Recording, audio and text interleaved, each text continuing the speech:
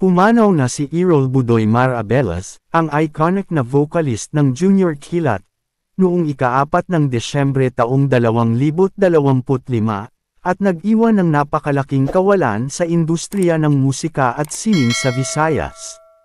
Kilala si Budoy sa kanyang masayahin na personalidad, nakakatawang humor, at matatag na pagdadala ng Bisaya identity. Isa siya sa pinakakilalang tinig ng lokal na reggae, ska, at dub. Ayon sa mga ulat at personal na alaala mula sa isang kaanak na nagsulat ng pampublikong tribute, dumaan si Budoy sa seryosong problema sa kalusugan at na-confine sa ospital dahil sa baradong ugat na nangangailangan sana ng bypass surgery.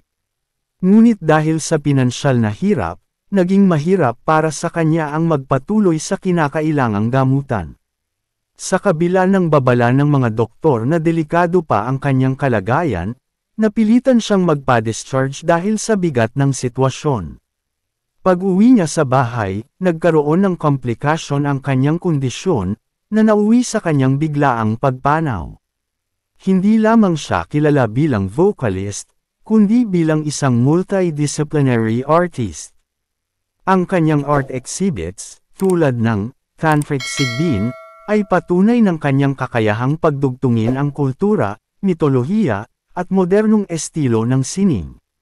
Sa musika, dinala niya ang Junior Kilat sa mas malawak na audience sa pamamagitan ng kanilang mga kantang puno ng ritmo, Saturday Ira, social commentary, at natatanging Bisaya flavor.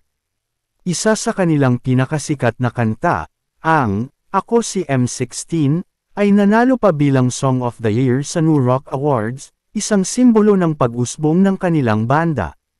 Ang kanyang pagpanaw ay naghatid ng matinding lungkot sa maraming fans at kapwa music hero. Marami ang nagpahayag ng pakikiramay at pasasalamat sa social media. Kinikilala si Budoy bilang isang taong walang takot na nagdala ng Bisaya music sa national stage at nanindigan sa lokal na kultura sa kabila ng mga hamon sa industriya. Kahit wala na siya ngayon, mananatili ang tinig ni Budoy sa puso ng lahat ng nakapakinig sa kanyang musika at nakakita ng kanyang sining.